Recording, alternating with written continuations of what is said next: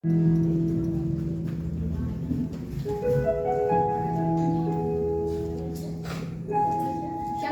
Shalom. Sekali lagi shalom. Shalom. Pada saat ini kita mau beribadah kepada Tuhan. Namun sebelum itu mari kita mengambil sikap saat teduh dan berlutut di hadapan Tuhan saat teduh kita.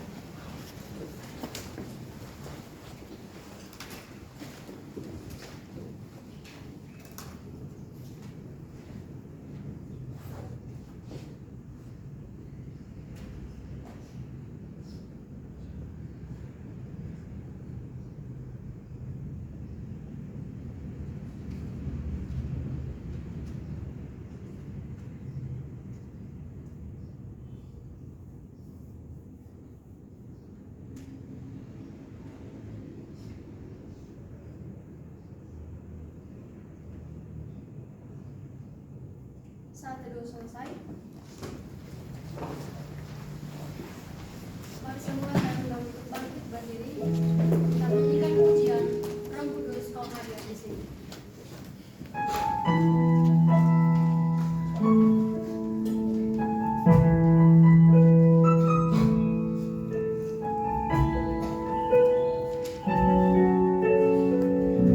Katakan Roh Kudus.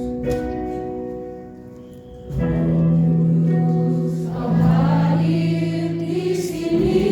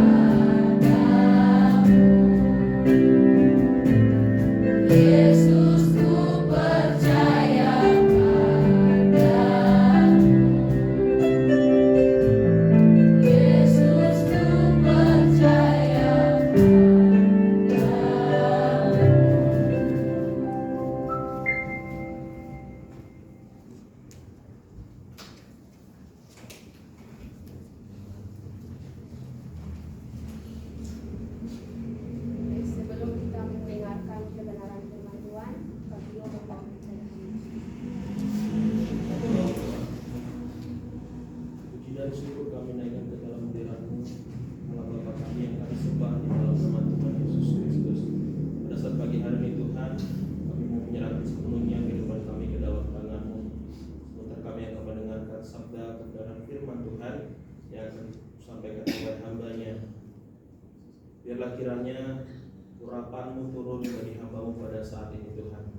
Biarlah hamba-Mu berkata-kata seturut dengan firman yang tadi sampaikan kepada kami semua pada saat ini.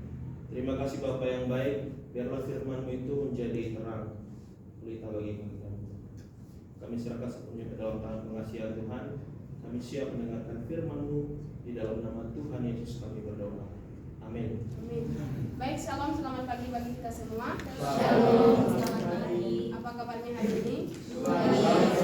Luar biasa. Haleluya. Baik, langsung saja kita membuka Alkitab kita yang terdapat di dalam Kejadian pasal 39 ayat 1 hingga ayat yang ke-23. Di sini kita akan membacakan secara responsoria. Saya akan membacakan temanya dan ayat yang ganjil, dan saudara-saudara semua akan membacakan ayat yang genap. Jika sudah dapat, katakan amin.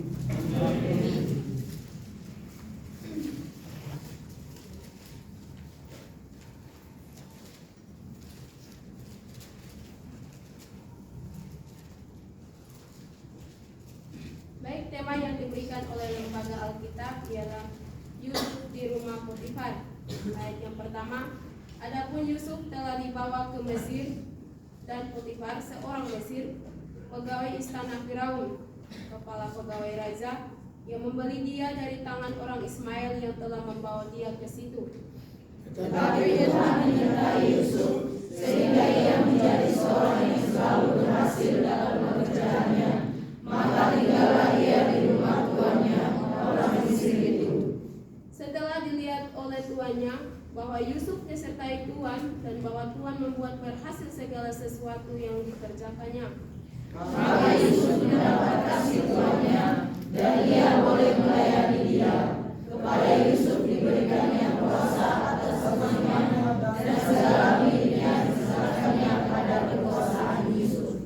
sejak ia memberikan kuasa dalam rumahnya dan atas segala miliknya kepada Yusuf, Tuhan memberkati rumah orang Mesir itu karena Yusuf, sehingga berkat Tuhan ada atas segala miliknya, baik yang di rumah maupun yang di ladang. Segala miliknya diserahkannya pada kekuasaan Yusuf, dan dengan bantuan Yusuf ia tidak usah lagi mengatur apa-apapun selain dari makanannya sendiri. Adapun Yusuf dipahami sikapnya dan elok parasnya. Selang beberapa waktu istri tuannya memandang Yusuf dengan baik, lalu katanya, marilah tidur dengan aku. Tetapi Yusuf menolak dan berkata kepada istri tuannya itu, dengan bantuan tuanku itu tidak lagi mengatur apa yang ada di rumah ini, dan ia telah menyerahkan segala miliknya pada kekuasaanku. Bahkan di rumah ini ia tidak lebih besar kuasanya daripadaku, dan yang tidak diserahkan kepadaku selain daripada engkau, sebab engkau istrinya. Bagaimana mungkin aku melakukan kejahatan yang besar ini dan berbuat dosa terhadap Allah? Walaupun dari hari ke hari perempuan itu membujuk Yusuf, Yusuf tidak mendengarkan bujukannya itu untuk tidur di sisinya dan bersekutu dengan dia. Pada suatu hari masuklah Yusuf ke dalam rumah untuk melakukan pekerjaannya, sedang dari seisi rumah itu seorang pun tidak ada di rumah. Lalu perempuan itu memegang baju Yusuf sambil berkata, marilah tidur dengan aku. Tetapi Yusuf meninggalkan bajunya di tangan perempuan itu dan lari keluar. Ketika dilihat perempuan itu bahwa Yusuf meninggalkan bajunya dalam tangannya dan telah lari keluar, Dipanggilnya seisi rumah itu, lalu katanya kepada mereka, lihat, dibawanya kemari seorang Ibrani, supaya orang ini dapat mempermainkan kita. Orang ini mendekati aku untuk tidur dengan aku, tetapi aku berteriak-teriak dengan suara keras. Dan ketika didengarnya bahwa aku berteriak sekeras-kerasnya, tinggalkannya bajunya padaku, lalu ia lari keluar. Juga ditaruhnya baju Yusuf itu di sisinya sampai tuan rumah pulang. Perkataan itu juga lah yang diceritakan perempuan itu kepada Potifar. Katanya, hamba orang Ibrani yang kau bawa kemari itu datang kepadaku untuk mempermainkan aku. Tetapi ketika aku berteriak sekeras-kerasnya, ditinggalkannya rohnya padaku, lalu ia lari keluar. Baru saja didengar oleh tuannya perkataannya diceritakan istrinya kepadanya, begitulah aku diperlakukan oleh hambamu itu. Maka bangkitlah amarahnya. Lalu Yusuf ditangkap oleh tuannya dan dimasukkan ke dalam penjara, tempat tahanan-tahanan raja dikurung. Demikianlah Yusuf dipenjarakan di sana. Tetapi Tuhan menyertai Yusuf dan melimpahkan kasih setianya kepadanya dan membuat Yusuf kesayangan bagi kepala penjara itu. Sebab itu kepala penjara mempercayakan semua tahanan dalam penjara itu kepada Yusuf, dan segala pekerjaan yang harus dilakukan di situ, dialah yang mengurusnya. Ayat 23 kita baca bersama-sama, 1, 2, 3. Dan kepala penjara tidak mencampuri segala yang dipercayakannya kepada Yusuf, karena Tuhan menyertai dia, dan apa yang dikerjakannya dibawa Tuhan berhasil.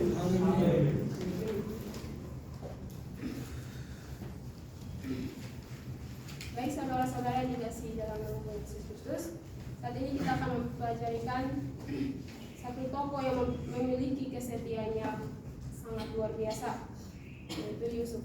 Nah, sebelum kita masuk dalam tema kita, selebihnya kita akan tahu siapakah Yusuf ini. Nah, Yusuf ini dia mempunyai kedua orang tua, ayahnya bernama Yakub dan ibunya bernama Yusuf. Dan dia mempunyai 11 bersaudara. Dan Yusuf ini ketika dia menggembalakan kambing domba itu dia berumur 17 tahun. Ibunya siapa? Rahel. Dia berumur 17 tahun ketika dia sudah bekerja sebagai gembala kambing domba bersama dengan saudara-saudaranya.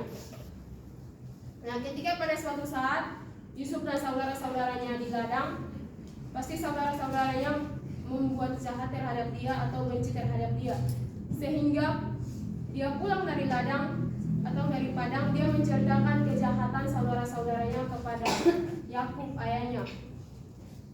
Kenapa mereka benci terhadap Yusuf? Karena Yusuf adalah anak yang paling disayang oleh Yakub, atau anak yang paling mengasihi, bisa dibilang seperti anak emas begitu. Sehingga saudara-saudaranya benci terhadap Yusuf. Dan pada suatu saat atau suatu hari, Yakub menyuruh orang untuk membuat jubah yang sangat indah kepada Yakub.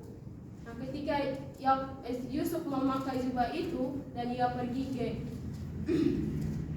padang atau ladang untuk bertemu dengan saudara-saudaranya, di situ saudara-saudaranya melihat Yusuf memakai jubah yang sangat indah itu, maka mereka makin membencilah Yusuf.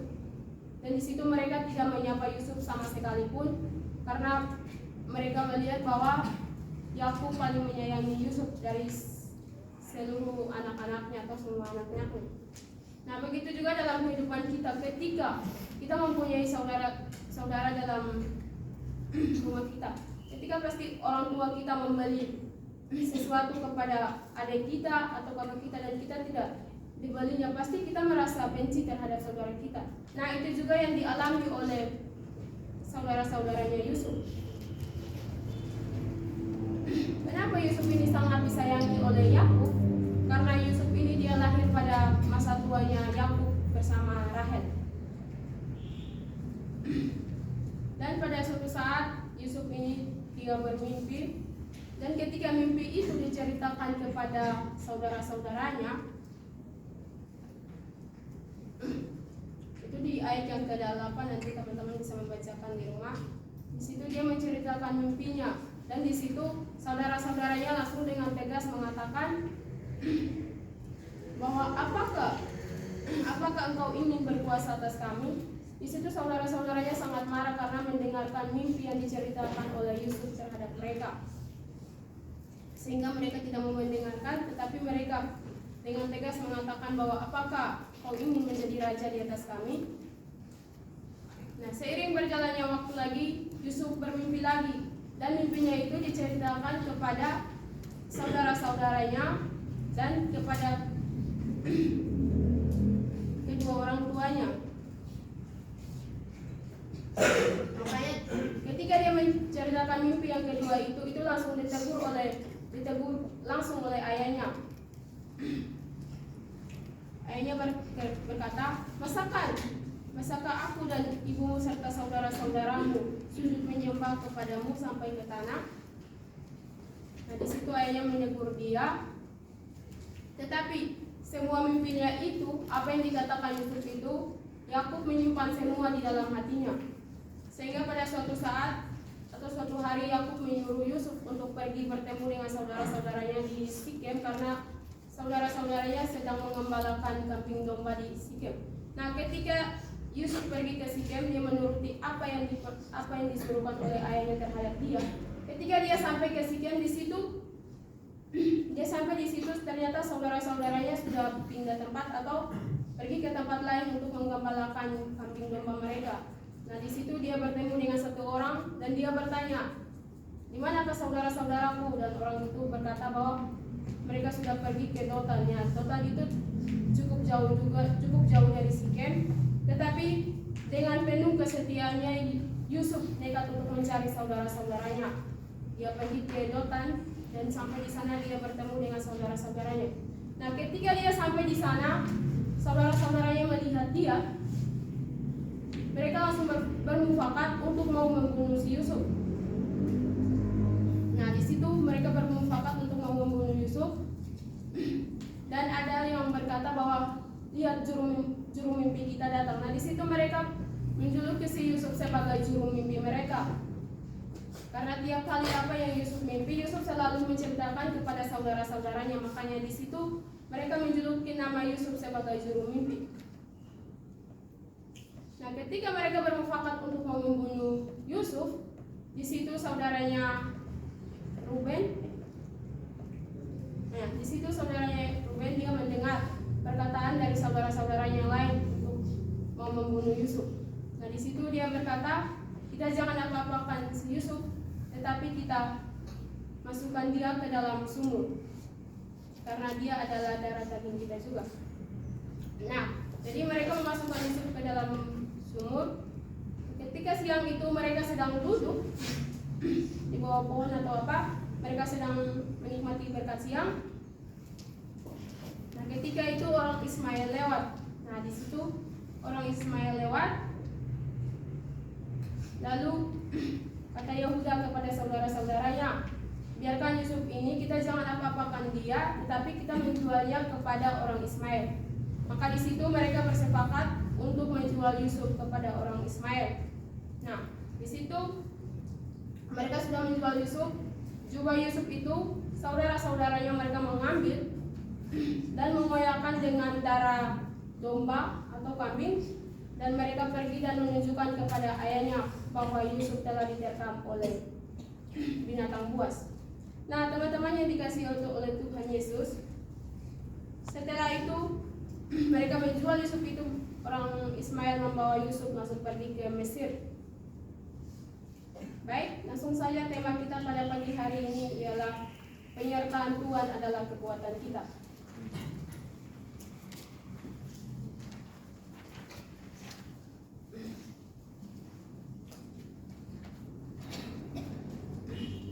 Kenapa saya mengambil penyertaan Tuhan adalah kekuatan kita?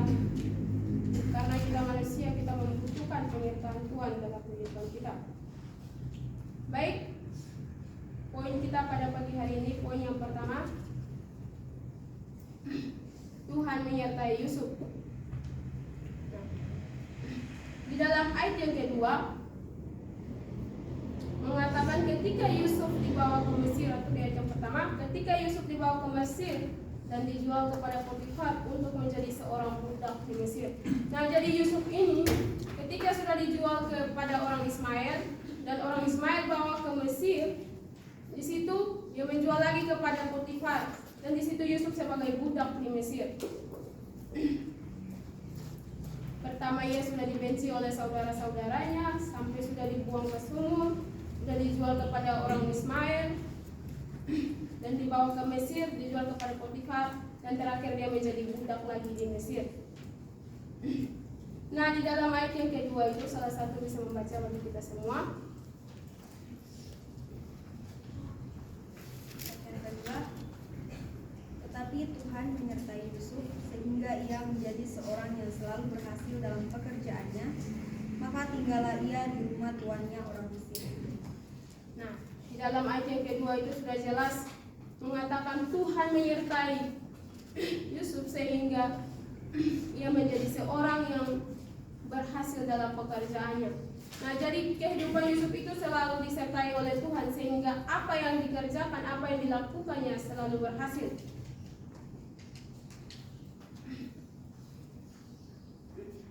Nah, ini yang harus kita garis bawahi, saudara-saudara, sekalipun Yusuf ada di tempat orang asing, dia jauh dari keluarga, dia jauh dari saudara-saudaranya, atau dia jauh dari orang tuanya, dan ketika itu dia menjadi budak. Tetapi di ayat yang kedua mengatakan Tuhan menyertai Yusuf. Nah, saudara-saudara yang dikasihi Tuhan, Yusuf itu dia sebagai seorang asing yang di Mesir atau menjadi budak, tetapi Tuhan selalu menyertai dia. Karena apa? Karena dia selalu menuruti apa yang disampaikan atau apa yang Tuhan perintahkan kepada dia. Dia selalu menuruti, dan dia tidak menjalankan setiap tugas itu dengan keinginannya dia sendiri, tetapi dia selalu mengandalkan Tuhan di dalam kehidupan dia, sehingga apa yang dia kerjakan atau apa yang dibuatkan di rumah orang semuanya selalu berhasil. Nah, begitu juga dengan kehidupan kita.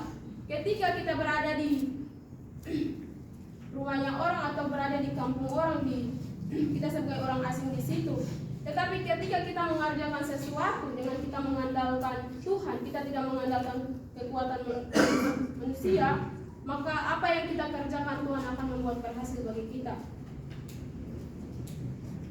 Nah, dampak dari penyertaan Tuhan kepada Yusuf, Alkitab mencatatkan bahwa dia selalu berhasil dalam pekerjaannya. Tadi sudah jelas di ayat yang kedua itu, Yusuf selalu berhasil dalam setiap pekerjaan yang dia kerjakan. Nah, berbicara mengenai penyertaan Tuhan, berarti Tuhan yang menyertai kita,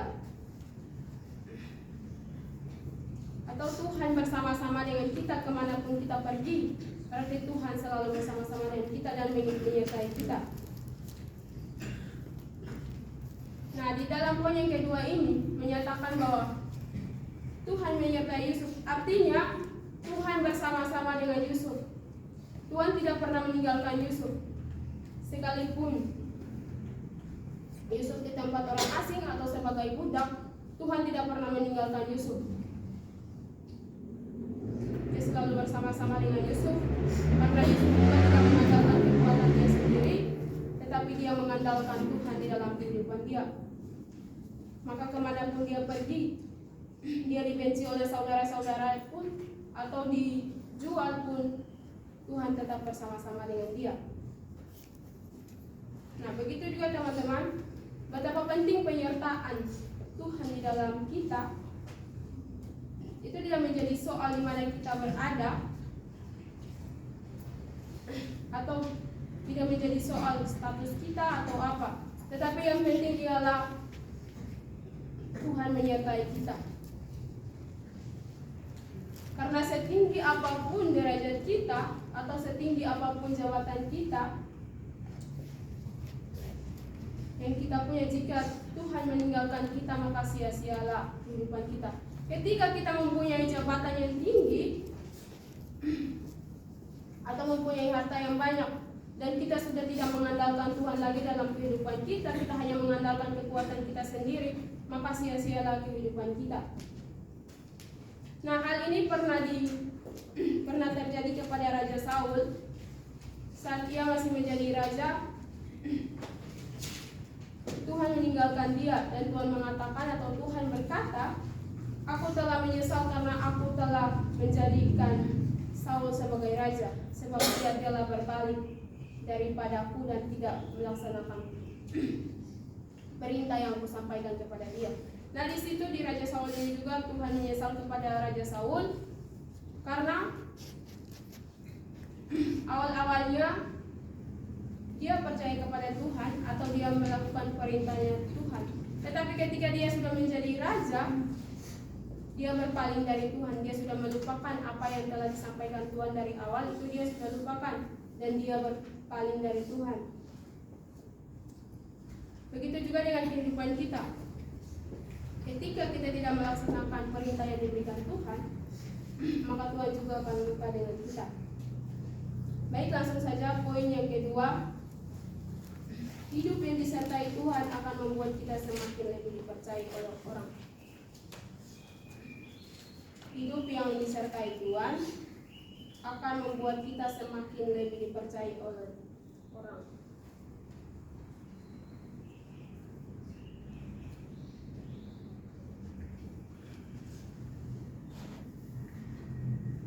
Nah, di sini Musa menuliskan terkait dengan selalu ada kepercayaan lebih yang diberikan kepada orang yang disertai Tuhan. Nah, di dalam poin yang kedua ini, firman Tuhan menyatakan bahwa setelah dilihat oleh Tuhan bahwa Yusuf disertai Tuhan, bahwa Tuhan membuat berhasil segala sesuatu yang dikerjakan, maka Yusuf mendapatkan kasih Tuhannya dan ia mulai melayani dia. Kepada Yusuf diberikannya kuasa atas rumahnya dan segala miliknya diserahkan kepadanya. Nah, di dalam poin yang kedua itu teman-teman bisa membacakan di ayat yang ketiga dan keempat. Nah, itu berdasarkan kebenaran firman Tuhan, kita menemukan bahwa Tuhan hadir dan menyertai Yusuf, sehingga Yusuf mendapatkan kepercayaan lebih dan mendapatkan kenaikan pangkat. Nah, di situ di ayat yang ketiga dan keempat, Tuhan menyertai Yusuf sehingga apa yang dikerjakan atau apa yang dilakukan semuanya berhasil.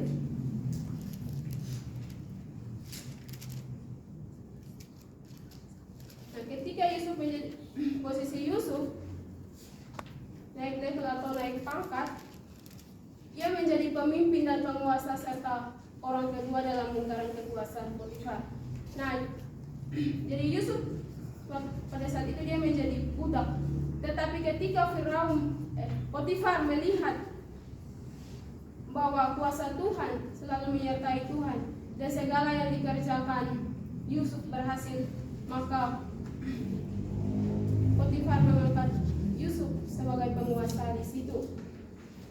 Padahal misalnya kalau seorang budak kan tidak mungkin menjadi seorang penguasa kan, tetapi dengan kuasa Tuhan Yusuf diangkat menjadi seorang penguasa di situ.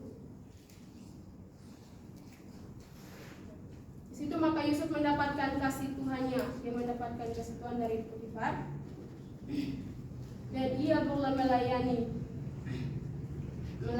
dia. Nah, di situ kepada Yusuf diberikannya kuasa atas rumahnya dan segala miliknya diserahkan pada kekuasaan Yusuf. Nah, di situ Potifar mulai menyerahkan kekuasaannya kepada Yusuf. Nah, hal ini bisa diraih oleh Yusuf karena Potifar menyaksikan dan melihat kehidupan Yusuf yang disertai oleh Tuhan. Di situ benar-benar Potifar melihat bahwa kehidupan Yusuf selalu disertai oleh Tuhan.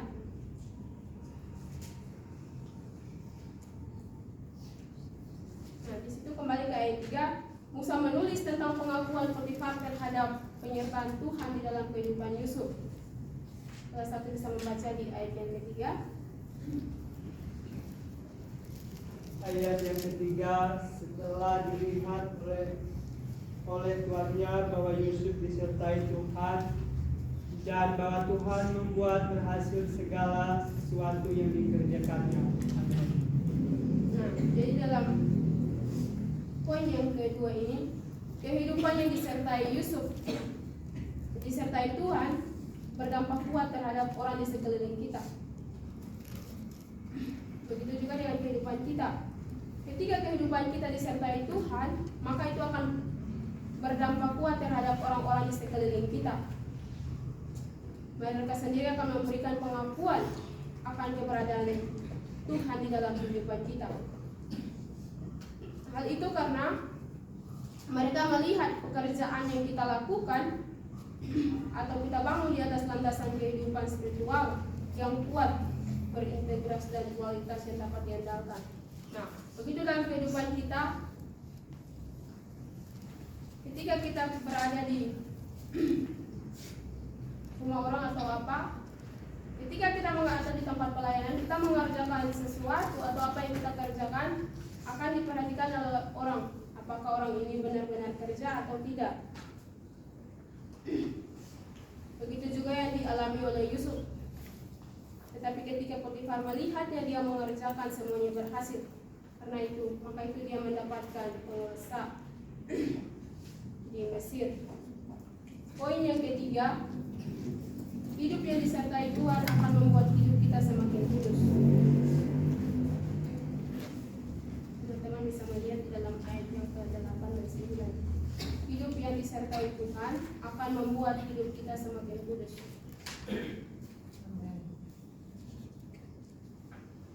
Nah, di dalam poin yang ketiga ini, Yusuf menunjukkan sikap moral yang tepat ketika ia menghadapi masalah. Nah, jadi Yusuf ini dia berbeda dengan para pendahulunya yang melakukan kesalahan atau kebohongan.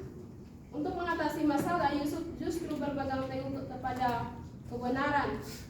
Nah, dan di situ Yusuf memiliki konsep yang tepat kepada kekudusan hidupnya sendiri.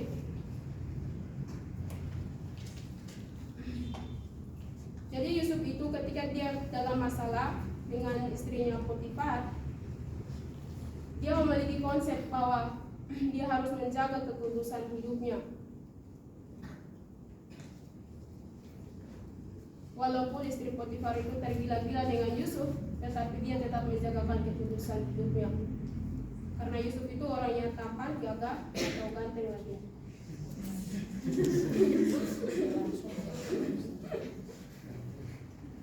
Sehingga istri Potifarnya tergila-gila dengan dia. Padahal dia sudah mempunyai suami, tetapi dia melihat Yusuf yang ketampanannya melebihi dari suaminya pasti. Nah, pasti banyak orang yang mungkin sudah mengetahui bahwa Yusuf menjaga kekudusan hidup.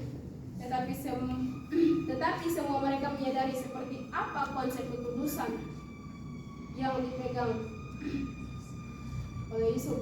Nah, kekudusan yang dipegang oleh Yusuf bersifat teosentris, atau Yusuf itu konsepnya itu dia berpusat kepada Tuhan.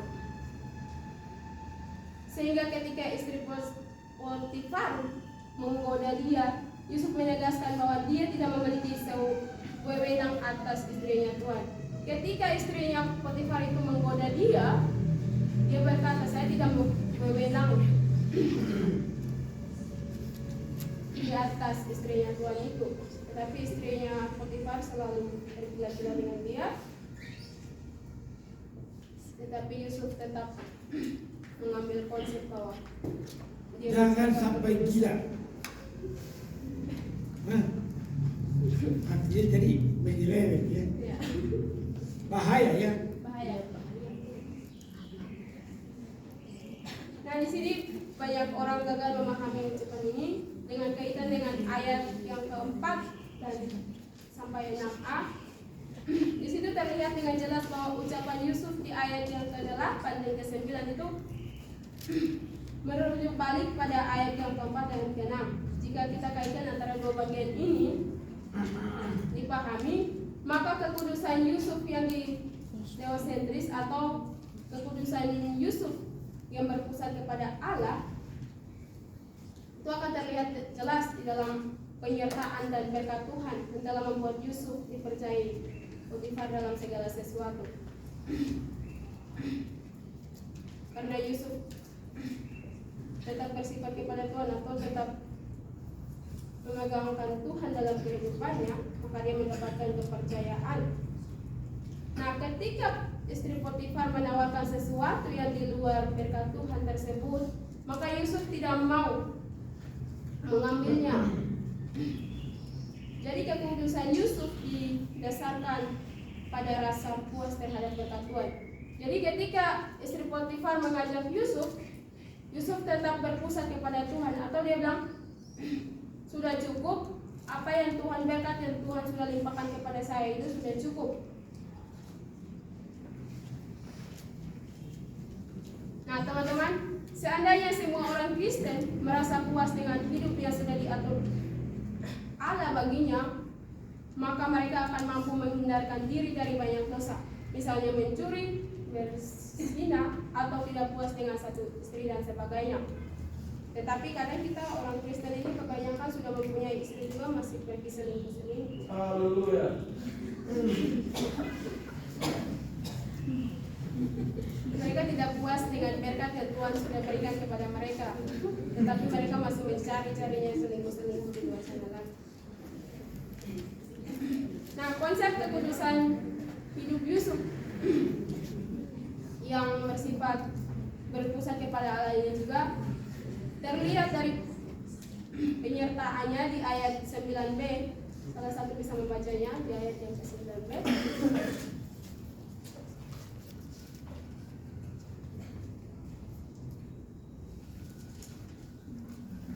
Bahkan di rumah ini, Yang mana? Betul. ayat yang ke-9, bahkan di rumah ini ia tidak lebih besar kuasanya daripadaku, dan tiada yang tidak diserahkannya kepadaku selain daripada engkau, sebab engkau istrinya. Bagaimanakah mungkin aku melakukan kejahatan yang besar ini dan berbuat dosa terhadap Allah? Nah, di dalam ayat yang ke-9b, Yusuf menegaskan berkata, bagaimana mungkin aku melakukan kejahatan yang besar ini dan berbuat dosa terhadap Allah? Nah, di situ ketika istrinya Potifar mengajak Yusuf dengan tegas mengatakan, bagaimana mungkin aku melakukan kejahatan yang besar ini dan berbuat dosa terhadap Allah? Bagaimana ketua SEMA? Bagaimana mungkin aku ketua SEMA? Lucu ya. Di antara kita lebih.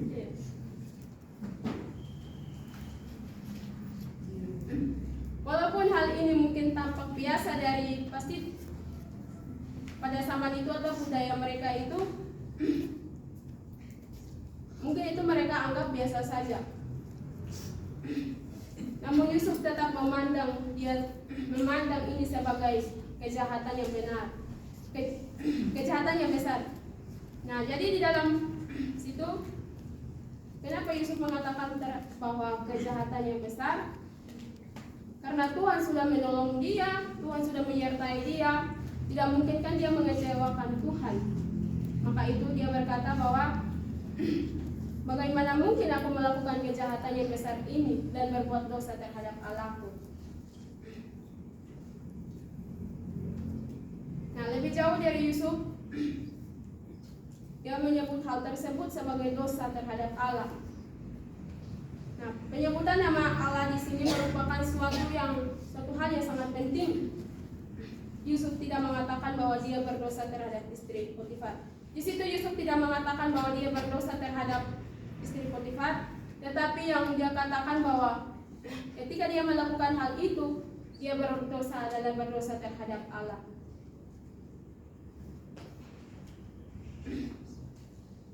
Maka itu tetapi Yusuf mengatakan dia berdosa kepada Allah. Jadi Yusuf itu dia tetap berpegang teguh kepada perintah Tuhan atau penyertaan Tuhan dalam kehidupannya dia, sehingga apapun yang dia kerjakan berhasil.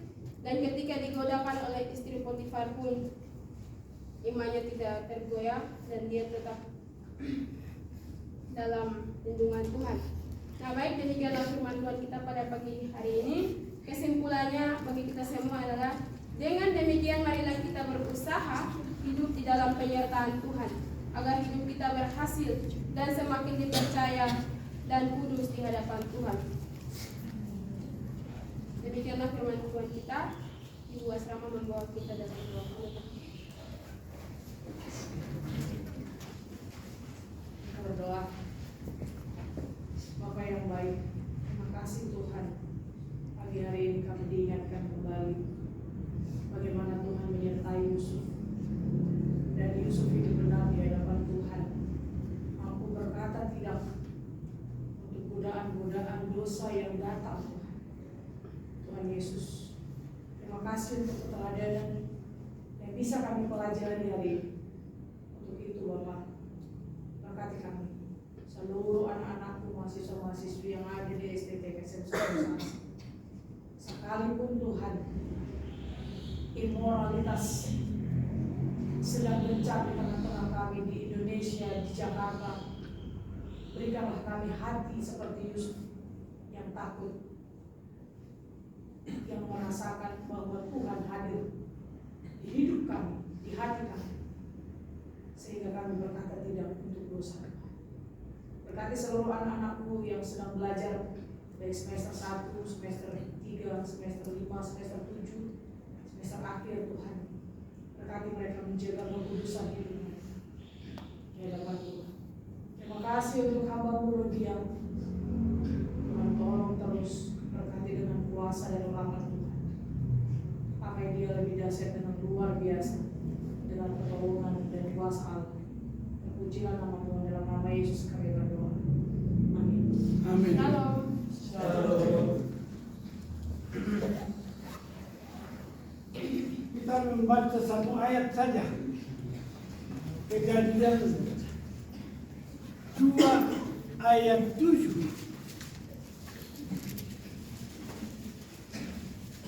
Sudah dapat? 1, 2, 3. Ketika itulah Tuhan Allah membentuk manusia itu dari debu tanah dan menghembuskan nafas hidup ke dalam hidupnya. Demikianlah manusia itu menjadi makhluk yang hidup. Haleluya. Coba begini dulu satu. Setiap saya bernapas, saya di dalam Tuhan. 2, 3. Setiap saya bernafas, saya di dalam Tuhan. Tak kedengaran. Setiap saya berpikir, saya di dalam Tuhan. Setiap saya berpikir, saya di dalam Tuhan. Setiap saya bergerak, saya di dalam Tuhan. Setiap saya bergerak, saya di dalam Tuhan. Setiap saya bekerja, saya di dalam Tuhan. Setiap saya bekerja, saya di dalam Tuhan. Setiap saya tidur, saya di dalam Tuhan. Setiap saya tidur, saya di dalam Tuhan. Dalam segala sesuatu pun saya di dalam Tuhan. Dalam segala sesuatu pun saya di dalam Tuhan. Kenapa? Karena ada nafas Tuhan. Ada Tuhan. Dan nafas Tuhan ini bekerja di seluruh sel-sel tubuh kita. Jadi kalau kau sakit, sebenarnya cukup kau berdoa kepada Tuhan. Di mana sakitku Tuhan? Oh, ternyata gigimu sakit. Lucu ya. Bengkak pipimu. Contoh. Salah apa pipi? Atau sakit apapun yang kau derita sebenarnya, kan seluruh tubuh kita ini dialiri oleh apa?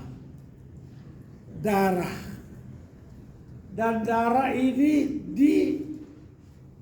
diatur oleh alat-alat tubuh yang lain yang ada pada tubuh. Jadi sempurna tubuhmu ini diciptakan Tuhan.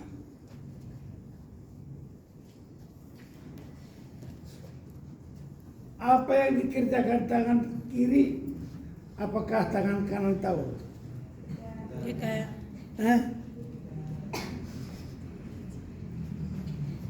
Dikerjakan tangan kiri, apa ini tahu?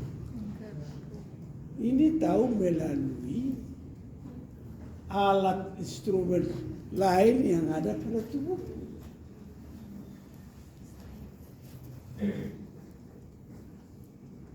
Jadi semua instrumen yang ada dalam tubuh kita ini bekerja sama. Apakah matamu bekerja sama dengan tanganmu? Pasti.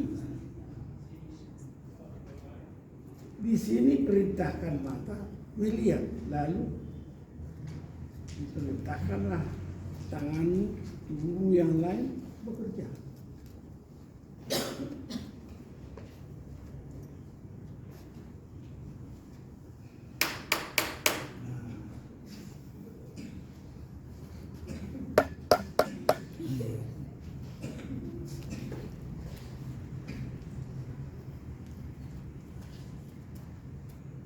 Jadi kalau demikian kita diciptakan Tuhan, maka demikian juga Tuhan mengasihi saya, mengasihi semua.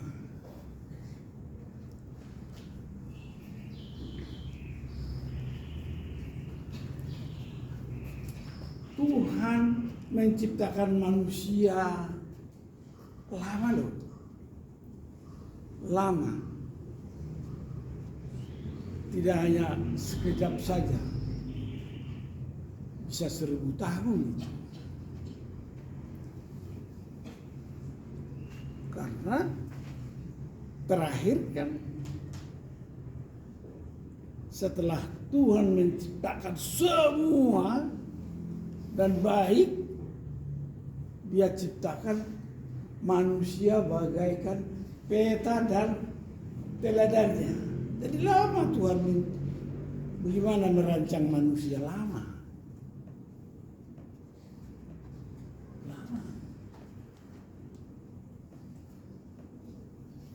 Sejak di sorga sebelum diciptakan semesta alam, di sorga pun Tuhan merenungkan bagaimana menciptakan manusia bagaikan peta dan teladannya. Karena berbeda penciptaan manusia dengan penciptaan malaikat. Beda itu.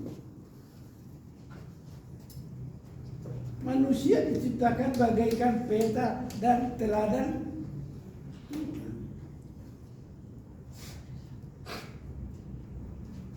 Tidak seperti itu Tuhan menciptakan malaikat. Dalam Alkitab kita tidak diterangkan bagaimana Tuhan menciptakan malaikat. Yang kita tahu bahwa manusia diciptakan bagaikan peta dan teladannya. Jadi kalau manusia jatuh dalam dosa, sudah pasti Tuhan menyelamatkannya.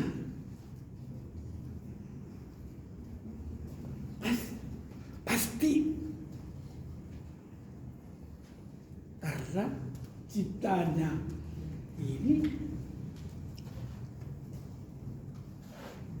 istimewa, khusus, dan luar biasa.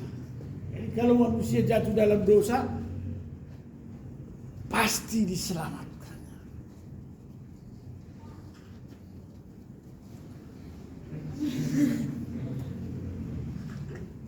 Nggak usah malu. Pokoknya dia merasa loh. Enggak lah. Ya, ingat baik-baik. Jadi kalau manusia jatuh dalam dosa, pasti diselamatkan. Luar biasa ya. Karena dalam perjalanan kehidupan manusia dipertegas, semua kata dipertegas. Bagaimana hubungan Tuhan dengan manusia? dipertegas bagaimana itu? Inilah tubuhku. Jangan perhatikan ini. Nanti ketawa ya. Begini aja. Tuhan memberikan tubuhnya. Inilah tubuhku. Makanlah. Inilah darahku.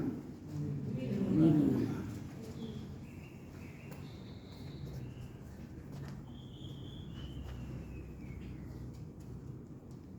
Jadi kenapa tidak disebut inilah nafasku? Tidak disebut lagi karena dari penciptaan manusia sudah diberikan nafas.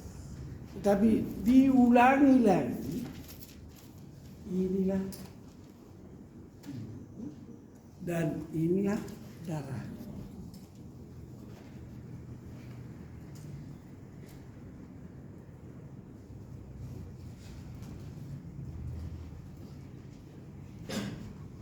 Perihal nafas itu Tuhan telah berikan kepada manusia.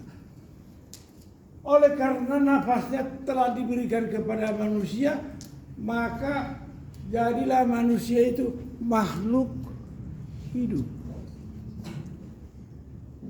Dari semula makhluk hidup yang sempurna.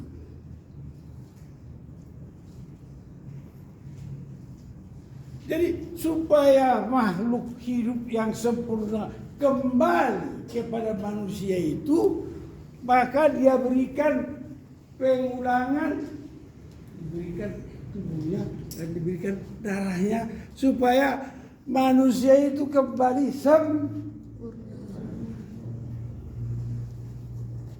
Jadi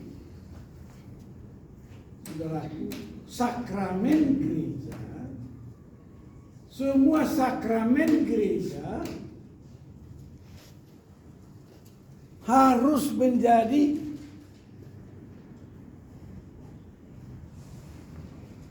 pekerjaan disiplin utama bagi umatnya. Ya. Jadi kalau gereja-gereja tertentu hanya ada 3 sakramen